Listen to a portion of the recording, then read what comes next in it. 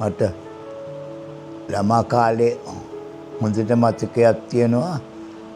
තාත්තා නිතර උදේ නැගිටලා මොකක් හරි ගීයක් ගායනා කරනවා. කිසිම තාලයක් නැහැ ඔහේ කියනවා. සේරම සින්දු එක වගේ. මට මතකයි මම හිතන්නේ මුනිදාස කුමාරතුංගගේ හා හරි ආවා කැලේ මැදින් ආවා ඔය සින්දුව කියනවා. මට හොඳට මතකයි තාත්තා. මට මතකයි දන්න බුදුන්ගේ නිතර කියපු ගීතයක්. ඉතින් අපි කිව්වම ඔය විදියට නෙවිය මම හිතන්නේ තාත්තකි ඒක පිළිගත්තේ නැහැ. ඉතින් බැරි තැන අපි රෙකෝඩ් එකක් ගෙනල්ලා තාත්තට ඇහෙන්න කිව්ව මෙන්න මේක තමයි තාලේ කියලා. ඉතින් තාත්තා ඒක අහගෙන ඉඳලා කිව්වා. ඉතින් මං කියන්නේ toy විදියටමනේ. මට මතක ඉතින් උදේම නැගිටිනවා හුඟක් කලින්. අපිට නිදා ගන්නවත් බෑ.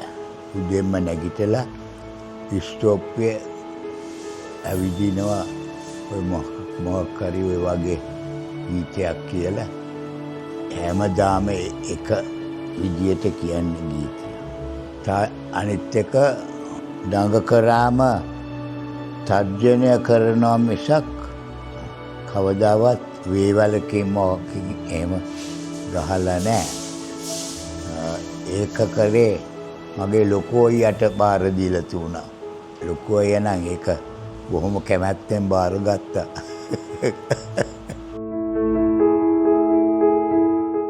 වෙන් කරගත්තේ නැහැ අපි. ඉතින් අපි ළමයි හැටියට ඕන වෙලාවක අපිට එන්න දෙනවා පොත් කාමරයට ඇවිල්ලා. අමුත්තෝ ආවත් ඉතින් අපි යනවා අපි ළමා කාලේ. තාත්තා අපිට යන්න කිව්වේ නැහැ කවදාවත්. ඕන එක්කෙනෙක් හිටියත් අපිට එන්න දුන්නා. තාත්තා අමුත්තන් එක්ක තර්ක කරනකොට එහෙම ඒවා අහන් ඉඳලා අපිත් ඉගෙන ගත්තා. මම පොඩි කාලේ ඉඳලා තරුණ කාලේ වෙනකම්ම හිටියේ තාත්තගේ අත්ත එක ගෙදර නැත්තම් තාත්තගේ අල්ලපු ගෙදර. මගේ මුළු ජීවිතේම මං තාත්තා කිට්ටුවෙන් ආශ්‍රය කළා. තාත්තගේ පොත් තිබුණානේ විශාල ගානක්. ඉතින් මොකක් හරි තාත්තා එක තර්ක කරාම අපි පිළිගත්තේ නැත්තම් තාත්තා ගිහිලා පොත්‍රාක් ගාවට ගිහිලා පොතක් අරගෙන පිටු පෙරලා පෙන්නනවා මෙන් ඔය තර්ක ගැන මේක තමයි ඔය තර්කය කියලා. ඉතින් ඒ විදියට අපිට හුඟක් ඉගැන්නුවා. මොකද පොත් තිබුණා දහස් ගණන්. තව තාත්තා හුඟක් ආශාවෙන් ඉගෙනගෙන තිබුණා. මම හිතන්නේ හුඟක් තරුණ කාලේ ඉඳලා සත්ව ජීවිත එවොලූෂන් ගැන පරිණාමවාදය ගැන හොඳ දැනුමක් තිබුණා තාත්තට. අපිට ඉගෙන ගන්න උගන්වන අදහසින් ඕනකමින්ම තර්කයට කියවීමයි ඒව සේරම හිතන්නේ අපි තාත්තා හින්දා තමයි අපිට පුරුදු වෙන්නේ. ඉතින් මමත් හුඟක් පොත් කියව පුදුම විදිය පුස්තකාලයක් ඒක. ඒ කාලේ වැඩිකොටම ওই වගේ පොත් එකතු කරා කියන එක හරි පුදුම දෙයක්. එකක් ඉගෙනීම ලබා ගත්තේ තමුන්ගේම උත්සාහයෙන්නේ. ඒගොල්ලන්ට දෑවැද්ද හැටියට දෙන්න. අන්තිමට ඉතුරුනේ නෑ මොකක්වත්.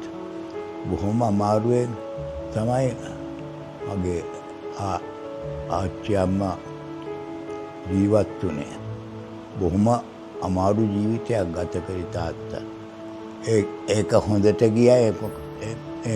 මොකද ඒක හින්දා තාත්තට කොළඹට එන්න වුණා හම්බ කරලා ජීවත් වෙන බව. ඒ තමයි තාත්තා ඉගෙනගෙන සෝත්සාහයෙන් ඔය වගේ තැනකට ආවේ. ඩී.ආර්. විජේවර්ධන එයා මම හිතන්නේ බොහොම දක්ෂ මිනිහෙක්, හැකියාව තියෙන අය තෝරගන්න. තාත්තා තෝරගෙන අන්තිමට බොහොම වයස බාල වුණාට කත්තු කරා. තාත්තා හරි දුෂ්කර ජීවිතයක් ගත කරේ. කසාද බැඳලා අපි 6 දෙනෙක්නේ. ඒ කාලේ සිංහල පුවත්පත් කර්තෘවරුන්ට ගෙව්වේ මුගක් අඩුවෙන් ඉංග්‍රීසි කර්තෘවරුන්ට වඩා. හැබැයි ඒක හොඳට ගියා. ඒකෙන් හින්දා පොත් ලියන්න පොළඹ වෙලා පොත් ලිව්වා. ඒකෙන් ආදායම පාගත්තා.